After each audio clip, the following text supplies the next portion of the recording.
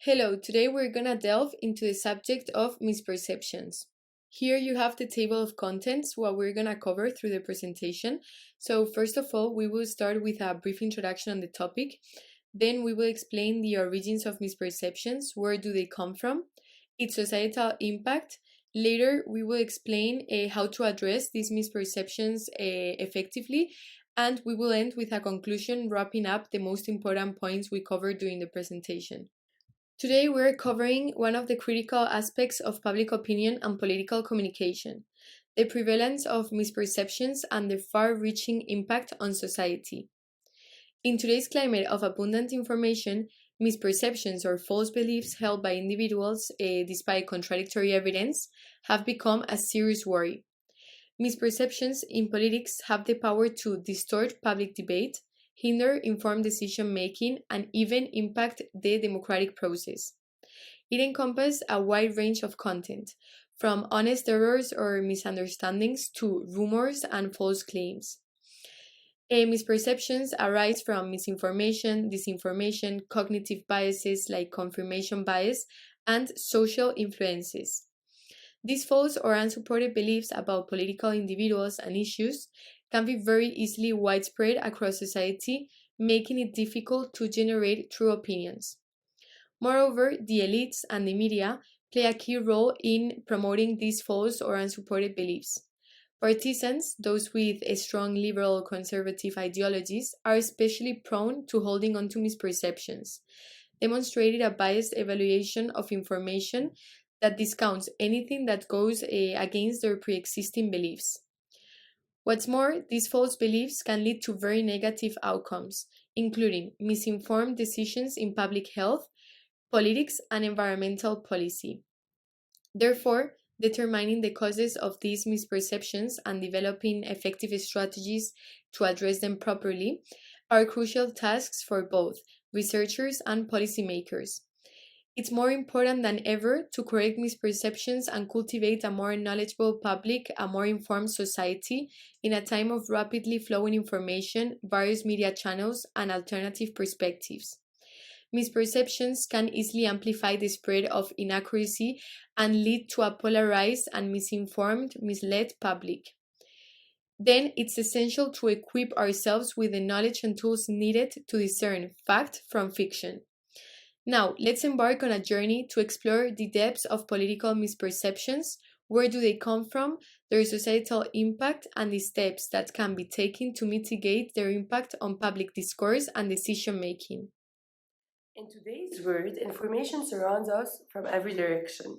But how to make sense of it all and why do misperceptions arise? Misperception can stem from being either uninformed or misinformed. So let's delve into their origins. Uninformed individuals lack knowledge on a particular topic because they don't read enough, they don't go check the news every day. On the other hand, misinformed individuals hold false or unsupported beliefs. These beliefs can originate internally as mistakes or externally from sources like the media or other people. Political misperceptions, in particular, often involve false or questionable beliefs. They can be fueled by false interpretations, rumors, or even conspiracy theories. When people process information, they may have different goals in mind. Some aim for accuracy, trying to understand the information as objectively as possible. Others have directional goals, sometimes without even noticing, seeking information that aligns with their existing beliefs. Directionally motivated reasoning, also known as motivated reasoning, is common in political contexts. It leads individuals to seek out information that confirms their beliefs, dismiss contradictory evidence, and they perceive a information for them as more convincing. So, social dynamics also play a significant role. People often feel pressure to conform to the beliefs of their social groups, leading to a reinforcement of existing misperceptions. In conclusion, misperceptions can arise from a combination of factors, including internal cognitive biases, external source of misinformation, and social influences. Understanding these origins is crucial for navigating the complex landscape of information in today's world. And now we'll be talking about misperceptions' societal impact. So, misperceptions hold the power to warp public opinion on important topics like health, politics, the environment, and more. And this is because many misperceptions and myths are born through sources that require low cognitive effort, such as social media sites, religious organizations, community groups. And these misperceptions tend to have a clear motivation and emphasis to further push the ideological backing of the group in question. So, whatever that group might be posting that's misinformed, it's probably going to agree with their values or what they're trying to push as a problem towards the public. And that's dangerous. And here are some more ways that misperceptions can impact the public through polarization, the further division between party groups and alliance from the public. These misperceptions can become widespread and become more important than the truth sometimes. They're relatively static, so it's hard to change these misperceptions once they're ingrained into a larger group's identity and beliefs. And it's related to media literacy. It's related to the ability for the public to be able to differentiate what might be reliable information, what's not, how to dive deeper into it, how to separate your own cognitive bias from your research and understanding of a given problem. And finally, salience. These stories and these misperceptions are often long lasting, and of course, it depends on what myth or misperception it might be, but it's very important to society, and it's a very big risk for the safety of our public opinion. Thank you.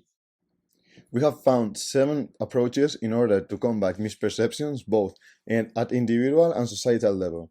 Our first approach involves leveraging corrective information from sources that resonate with the target's audience ideological beliefs.